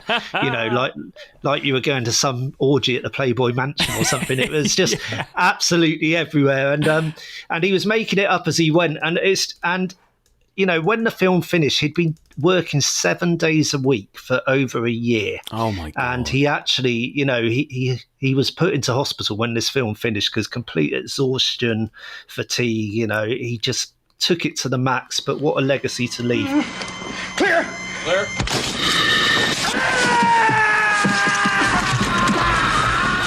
Yeah, I mean, it's just stunning that what you have is you have Charles Halloran, the actor playing Norris. He was on the table for 10 hours to do this scene, and he's there, and it's a fake body. Even the chest hair is perfect. It's his head poking out, and then you have hydraulics in the body. So suddenly it like opens up in this big sort of toothy maw, and it clamps down on the doctor's arms and it rips them off. And then you cut to a double amputee that they actually found a guy who had lost both his arms just below the elbow, and Rob Bottin had made up his forearms and hands with jelly and wax bones and rubber veins, and basically, so they had that waving around, and then you obviously have all the tentacles and all the goo explodes out the body. And this was a kind of one-take deal because it took hours to set it up, and Bottin took hours. And then the first time they shot it, when the body opened up and it started spraying like all the goo everywhere, there was too much of it, and John Carpenter said, God, this looks like a Las Vegas fountain, like what the hell's going on here? And basically Carpenter thought we'd just go again, we'd do take 2, and Bottin was like, no, you don't understand, I built that from scratch, I now have to build it all again. So he went off for hours and sort of reset it all, the whole time during which Charles Hallahan is still in the table, just lying there with his head poking out. Like, you know, he doesn't move for 10 hours. It must have been the worst day in history. And then they set it all up again, and they did it the second time, and this time it worked perfectly. So they got it on take 2. And then you've got the bit where Norris's head the neck stretches out, and the head sort of slides down to the floor. Which was done with melted plastic and paint thinner. And they decided, we got to have a fire bar just below the camera for this, because in the background, people are torching the bodies and there's smoke everywhere. Yes. So for continuity, we need to have some smoke and flames in the shot. So under the head, and then, when they were shooting this scene, they got a fire bar and they just started filming that. But there was all these fumes in the air from paint thinner and everything. So when they torched up the fire bar, everything exploded, the whole sort of set, and again, it was a disaster. So they had to film that again. So it's kind of trial and error. And they got there in the end. And then obviously the kind of climax of the scene, which is just incredible, is when Norris's head spouts these kind of spider legs and scuttles off on its own, which again, it was a mechanical effects and a replica head. And you have the famous line where Palmer says, you got to be fucking kidding. Yeah. Or you got to be fucking kidding me. And that kind of sums up the whole scene, because you do just watch it, and every time you think it can't get any more out there and bizarre and wonderful, it does. It's just incredible. You gotta be fucking kidding.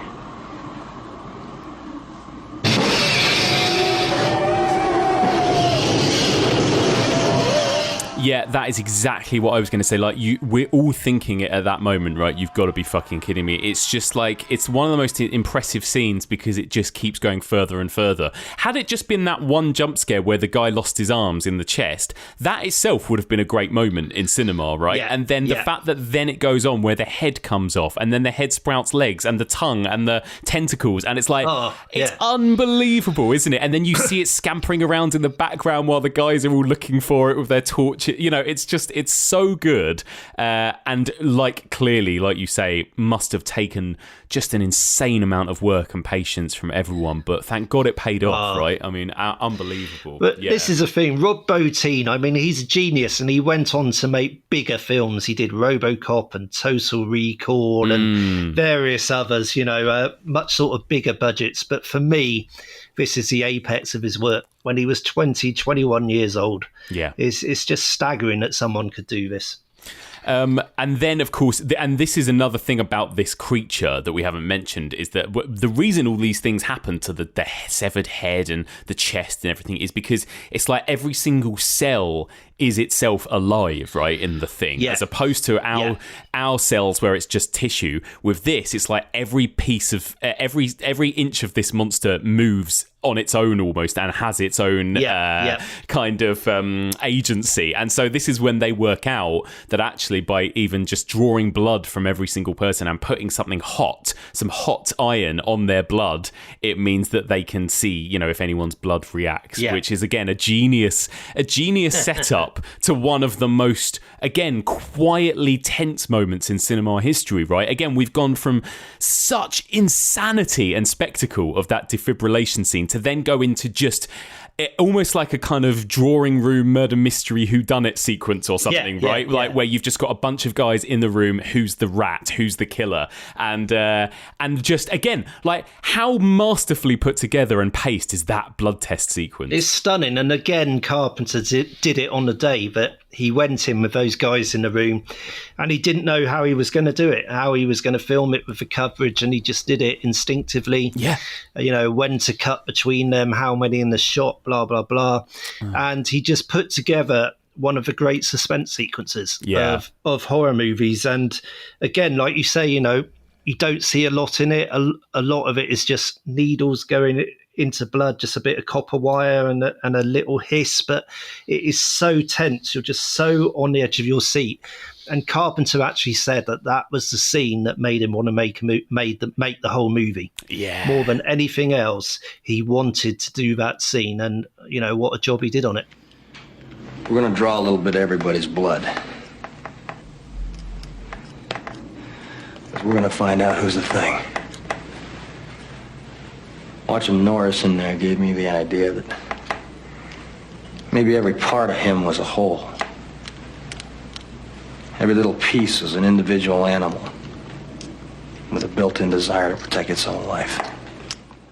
And I'm always fascinated by this sort of what's considered a well-executed jump scare and what isn't, right? And it's so often about the anticipation or the build-up. People talk about scenes like The Exorcist 3, don't they, for some of the best jump scares. And I think this is in that conversation too, isn't it? In terms of just, it's got something to do with how many attempts there are first, like how many times they test each blood vial for it then to be nothing, for then the arguments to, like, I don't know, there's something about the way that he paces that scene that when he finally hits us with the surprise, it gets me every single time, I just love it. It's just a misdirection as well, that the first 2 or 3, when they're doing it, everything is focused on that Petri dish, and they're kind of, is it going to be? And then the copper wire goes in, it's like, hiss, no, it's not.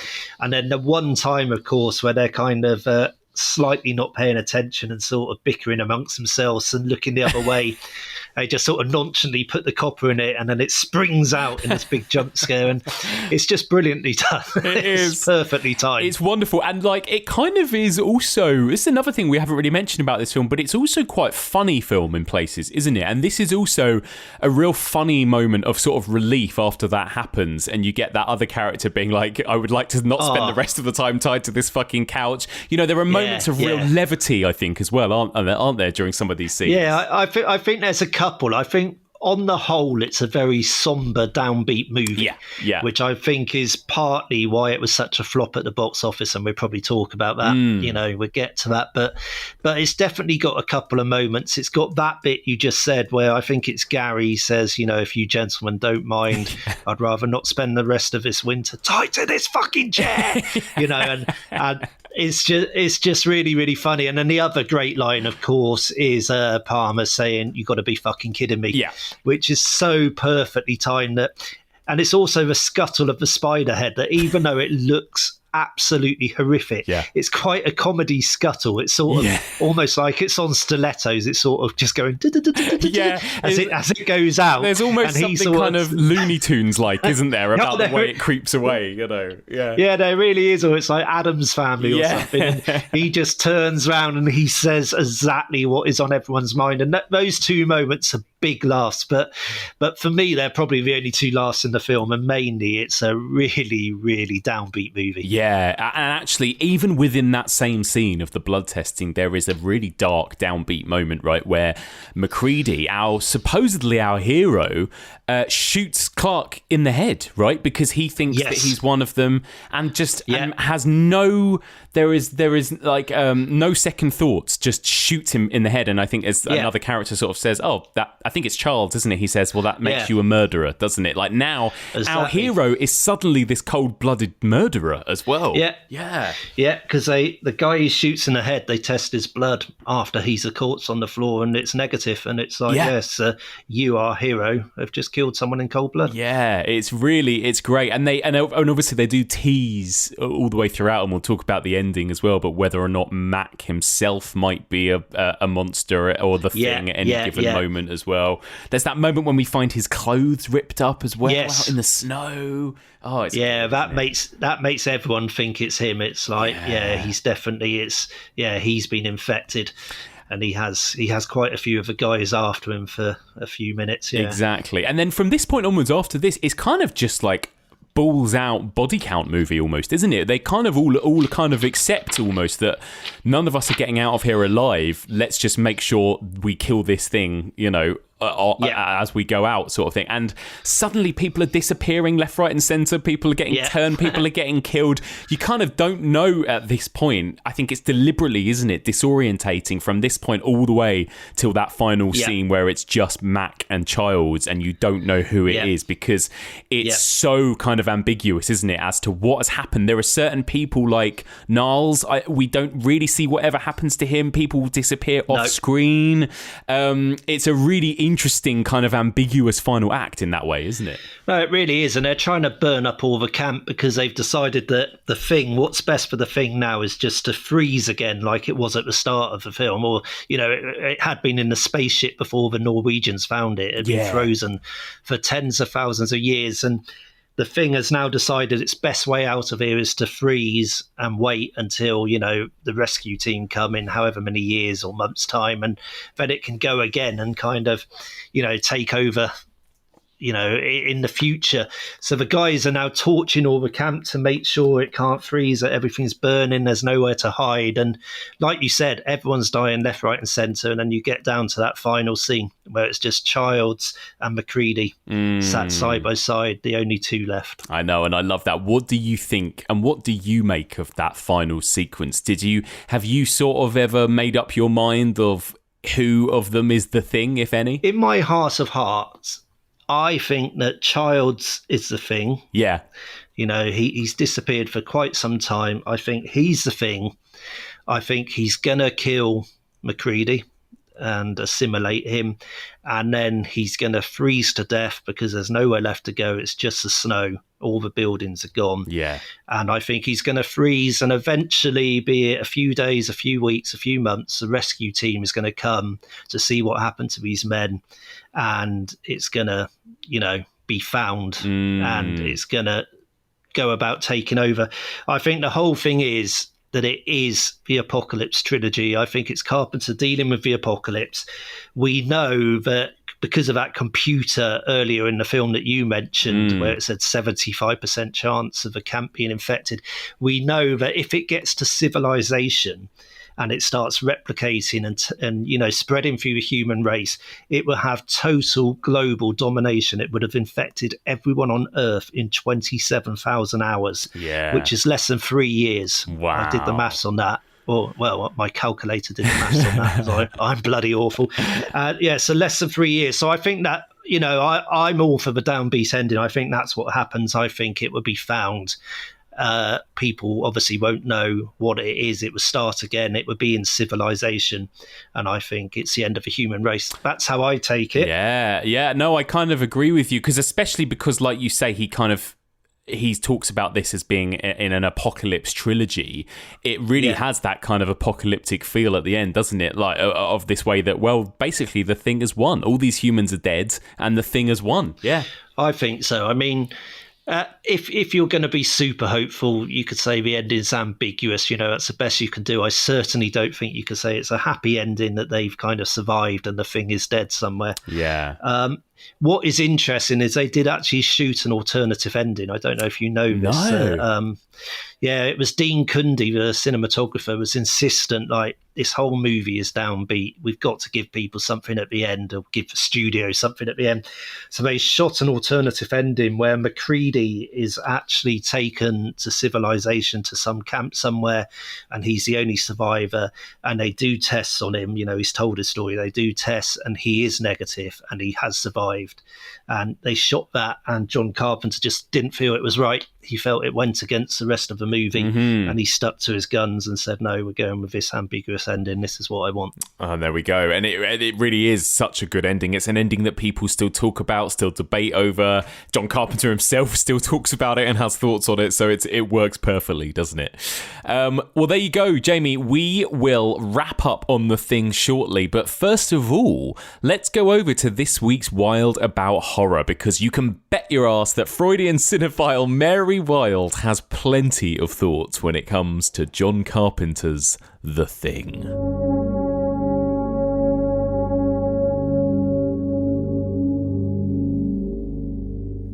Hey Mike, Mary Wild here. Excited to share my analysis of John Carpenter's science fiction horror, The Thing. Based on the 1938 John Campbell novella Who Goes There, it tells the story of a group of American researchers in Antarctica who encountered Eponymous Thing, a parasitic alien life form that assimilates, then imitates other organisms, reproducing itself, copying its surroundings, and becoming anything at all, with no other purpose but mere survival. The group members are overcome by paranoia and conflict as they learn that they can no longer trust each other and that any one of them could be the Thing. This film was released in 1982 to very negative reviews. Ciné Fantastique called it the most hated film of all time. It received hostility for its cynical, anti-authoritarian tone and graphic special effects. Some critics dismissed it as the quintessential moron movie of the 80s, instant junk, and a wretched excess. The Los Angeles Times denounced The Thing as bereft, despairing, and nihilistic. Carpenter said audiences rejected the movie because they perceived it as too depressing at a time when America was in a state of economic recession. In later years, the film has been reappraised as one of the best science fiction horrors ever made and has gained a cult following. The central theme of The Thing concerns paranoia and doubt. Essentially, the film is about the breakdown of trust in a small community, instigated by the suspicion that people in the group are not who they say they are. It represents the erosion of belief in others and fear of betrayal, and ultimately, the treachery of our bodies. The Thing throws us into the paranoiac vortex of being unable to trust our peers, which descends into the Kafkaesque cynicism toward entire institutions. A way to grasp the theoretical framework of The Thing is the notorious chest chomp scene, a masterful special effects sequence designed by Rob Bottin. During the group's confrontation with helicopter pilot R.J. McReady, Norris, the station's geologist, collapses and is hurried to the outpost's emergency room. As Dr. Copper brings down the defibrillator, Norris's chest snaps open and the cavity clamps down on the doctor's outstretched forearms. Dr. Copper loses his arms in a set of jaws that emerge from Norris's chest. It is possible to interpret the chest chomp scene as a marker that the creature in The Thing is diametrically opposed to the chest burster in Ridley Scott's Alien. Rather than rampaging and piercing through human beings, leaving only death in its wake, John Carpenter's Thing is a settler colonial monster, insidiously taking over the agency of its victims and hijacking their life force to sustain itself. The chest chomp is the perfect metaphor for this inversion. Humans are more useful to The Thing alive than dead. It dominates us, and we devour what it commands us to. The Thing does not speak, nor does it provide a motive for its actions. It ruthlessly pursues its goal to survive. It attacks, consumes, and imitates an individual perfectly, with memories and behaviors multiplying endlessly, even utilizing threats and opposition in a self-benefiting way. The human subject is subsumed by an alien copy that is practically impossible to identify. Den of Geeks' Mark Harrison and Ryan Lambie said that the essence of humanity is free will, which is stripped away by The Thing, possibly without the individual being aware that they've been taken over. In a 1982 interview, Carpenter described The Thing as pro-human, stating, quote, "It's better to be a human being than an imitation, or let ourselves be taken over by this creature who's not necessarily evil, but whose nature it is to simply imitate, like a chameleon." End quote. This highlights the existential terror of being merely a facsimile, an entity that only appropriates and performs the conduct, opinions, and value systems of others, rather than having the courage of one's own convictions. This reminds me of a passage from Oscar Wilde, where he says, quote, "It's tragic how few people even possess their souls before they die. Nothing is more rare in any man than an act of his own. It is quite true. Most people are other people." End quote. At this point, I want to introduce Jacques Lacan's theory of the libido as an imaginary bodily organ, which he calls the lamella. In my opinion, this is the perfect device for approaching the cinematic texture of The Thing. The lamella is the undead, indestructible organ of the libido. It is the human being as pre-sexual, pre-subject substance. Lacan describes it as, quote, "something entirely flat, moving like an amoeba through everything, outliving every division, surviving every fragmentation. Just imagine what would happen if that covered your face while you were asleep. You would have to fight with such an entity." This lamella, this non-existent organ, is the libido as a pure urge to be alive. That is, to be immortal, to be alive without needing an organ, to be alive in a simplified and indestructible way. End quote. We can see how well this aligns with Carpenter's film. The infinite plasticity and morphing capacity of the alien thing, in its desire to fit in and become fully integrated, actually represents the sheer urge to live. And that's what makes it so scary. Social functions hinge on the consensus, on filling out an empty spot in the social structure. Imitation is the necessary means of survival. In his book Camouflage, Neil Leach claims that imitation represents a wish to belong, saying, quote, "The compulsion to conform underpins all human behavior. We are governed by trends. We follow fashion in our clothing, our hairstyles, and even in our mannerisms and personal behavior. We subscribe to dominant ideologies of taste in all aspects of our lifestyle. For to follow fashion, although supposedly an act of individual expression, might be in fact an act of collective behavior. We are often content to erase almost all of our individuality through subscribing to cultures of conformity, most especially in religious communities, military groupings, sports teams, and corporate identities. We human beings are largely conformist creatures, driven by a chameleon-like urge to adapt to the behavior of those around us." End quote. Naturally, Carpenter's Thing is not a pleasant and delightful creature that only wishes to be loved and accepted. The Thing illustrates a surplus of the organic, and although it is the best example of Lacan's myth of the bizarre libidinal organ, that undead and indestructible lamella, Carpenter's Thing is not necessarily evil. It just wants to live like the rest of us. It's precisely this connection of the alien to our own impulse to survive by fitting in that renders the Thing so disturbing. Before I conclude my segment, I want to express my gratitude to the amazing Evolution of Horror listeners who wrote generous and kind feedback about Wild About Horror over on the Facebook discussion group a few days ago. I was really moved and touched reading the sweet comments. I love being a part of this community. Thank you, Mike, for believing in me and granting me this space on your excellent platform. It's an honor to contribute. Till next time.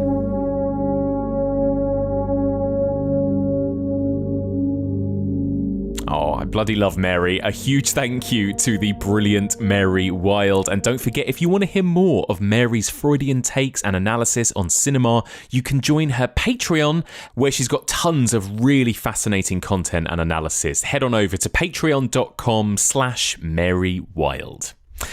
Okay, Jamie, we're nearly going to wrap up on The Thing. We're going to talk a little bit about the aftermath, the reception, the critical and box office response to this movie. But first of all, before we wrap up on the film itself, have we covered everything? Is there anything that we might have missed that you want to flag? I don't think so. I think we've been quite exhaustive. I mean, yeah, you know, I think if anyone out there has got any questions, if we have missed anything, then by all means, tweet me or tweet Mike and say, hey guys, you didn't touch on this. What about this?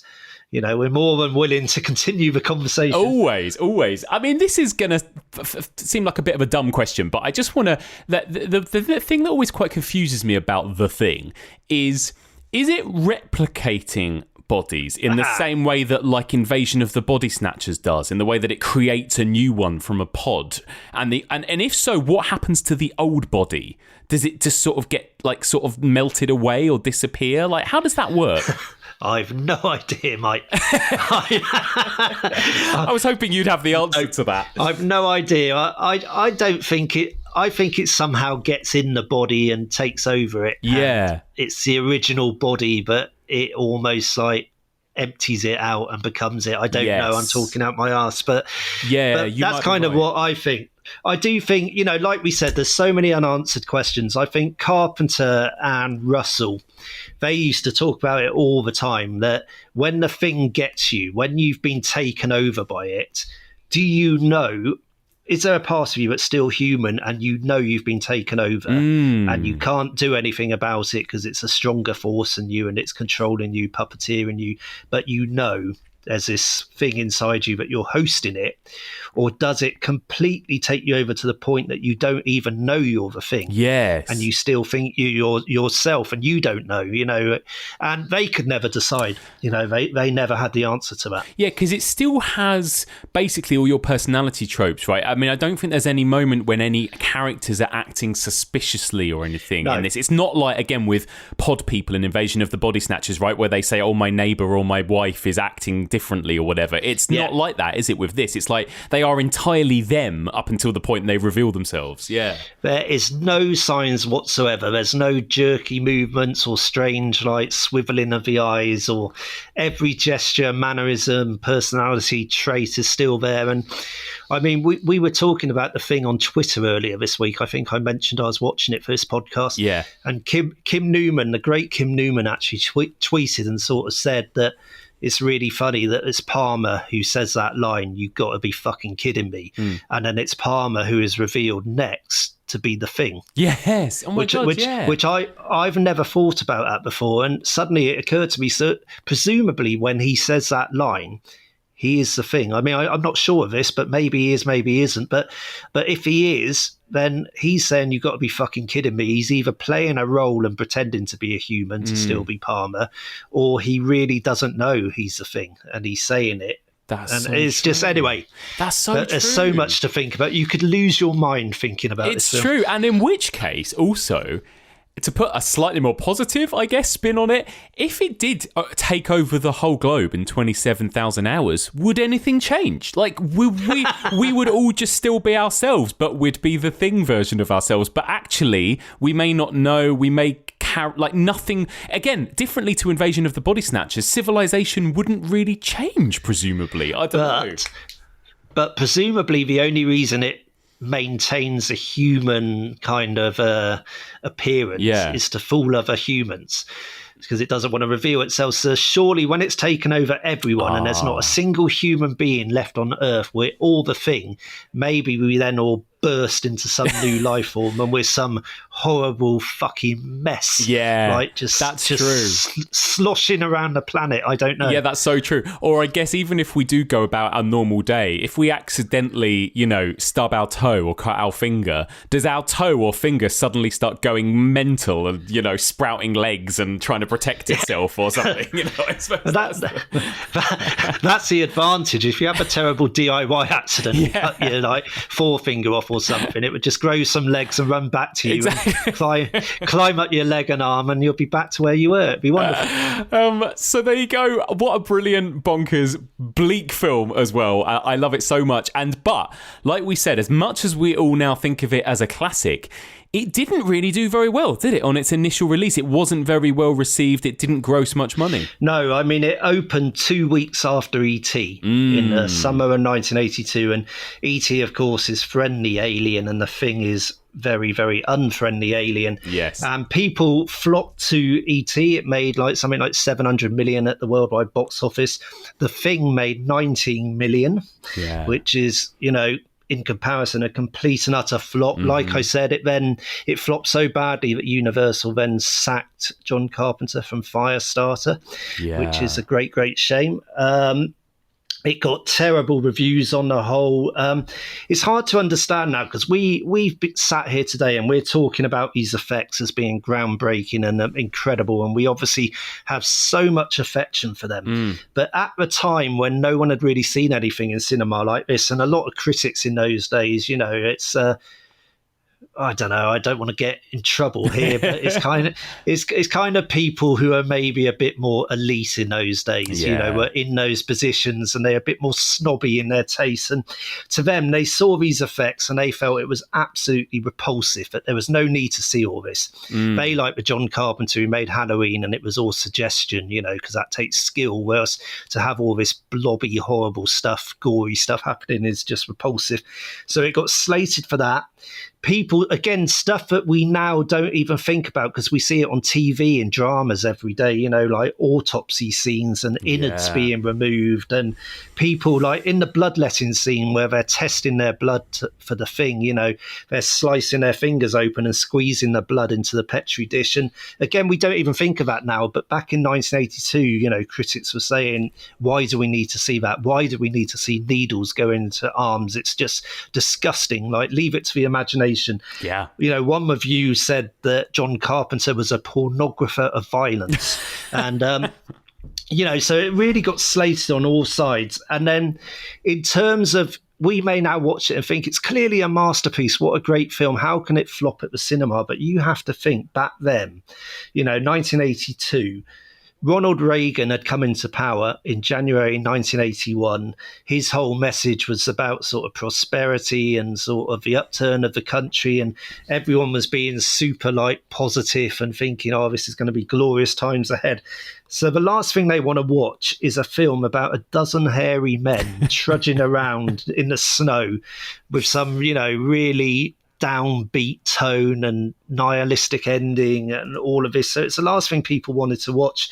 So it's almost, even though it came out in 1982, I always think of this movie as almost a hangover from 70s horror. Yeah. But, it's so downbeat and it's not scared to push buttons. And, I always feel like that. Well, it's a lot of 80s horror. By this point, you're starting to get to that age where the quips are coming in and it's a lot of fun. And, you're going to start having movies like Return of the Living Dead and Fright Night and Lost Boys and all these 80s classics. Yeah. And it's kind of out of step with those. So I think it is understandable how it flopped. But thank God that in the early 80s, we had the advent of video. And this is one of many, many movies that found its audience on video. We talked about it earlier in this podcast, that its reputation slowly grew and grew and grew. And now, here we are almost 40 years later. It's 39 years, unbelievably. Yeah. And now, it's on every list. Top 10 horror movies ever, The Thing. Yeah, here it is. Exactly. Yeah, incredible, right? And weirdly, it did come out in a year that was packed full of sci-fi classics, wasn't it? And not just E.T., but also Blade Runner. The Wrath of Khan was also that year. Tron was that year as well. So a lot of these, I guess, like you say, slightly more family-friendly or slightly more optimistic. I mean, Blade Runner, not so much, but generally speaking, these more accessible sci-fi films, I suppose, as well. But yeah, totally. Yeah. But then didn't Blade Runner flopped as well, didn't it? It did, didn't it? There you go. That says it all, doesn't it?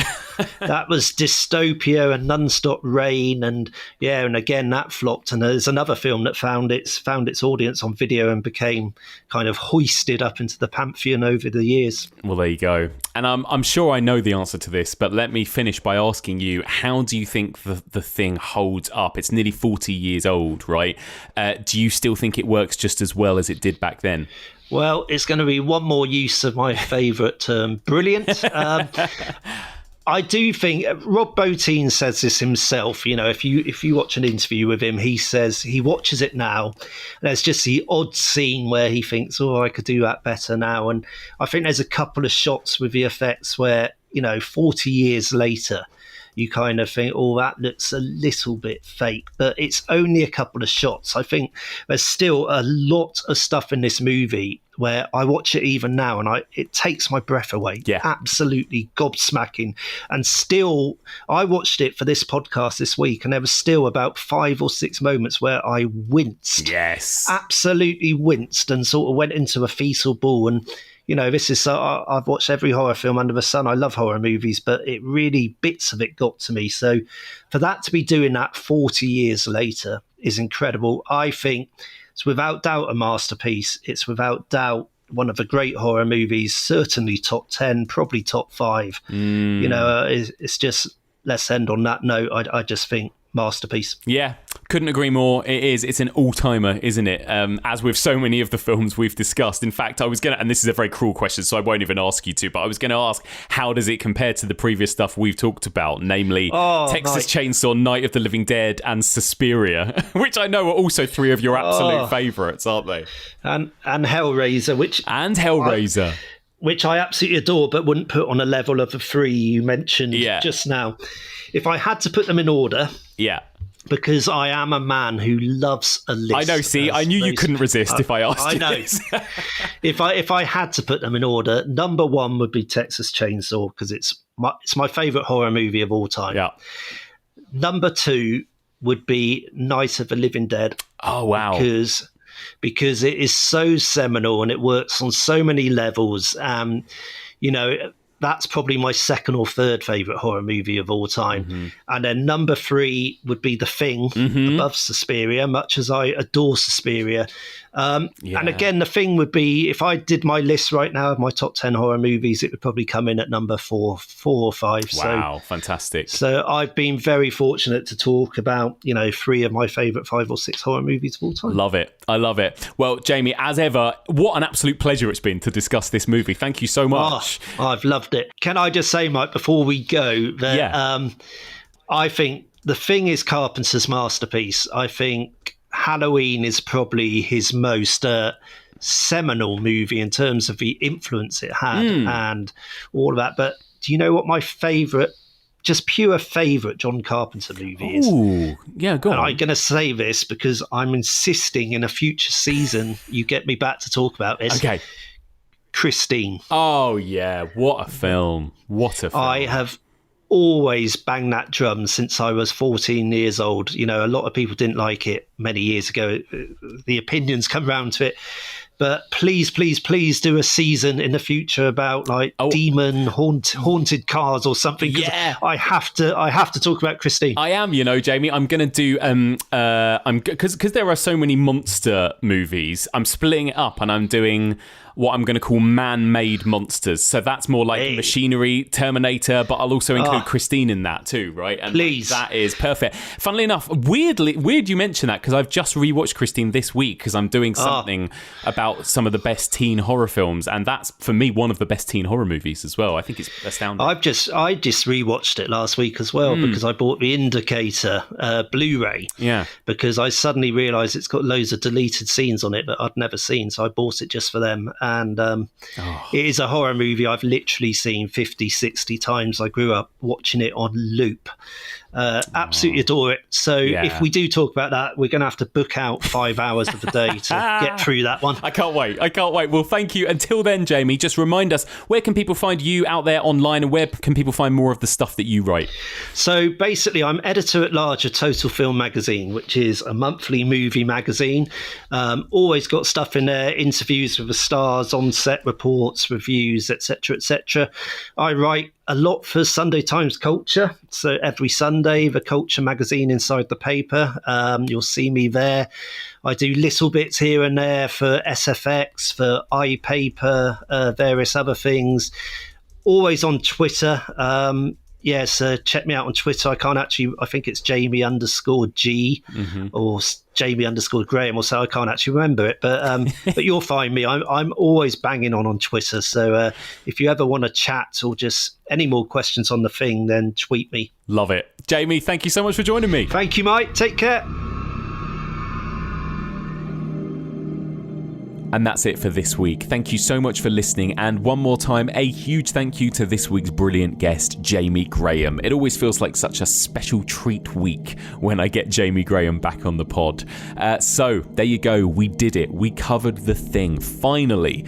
I hope we did it justice. Please do get in touch. Do you agree that The Thing is one of the greatest movies ever made? Or for you, is it a bit overrated? Please get in touch. The email address is evolutionofhorror@gmail.com. You can also find us on Facebook, Twitter, Instagram, and Letterboxd. And if you want to discuss this week's episode or anything else horror related with fellow listeners, then join the discussion group. That's the Evolution of Horror discussion group, and you can find that on Facebook. If you want to pick up an Evolution of Horror hoodie, then just visit our merch shop. That's evolutionofhorror.com/shop.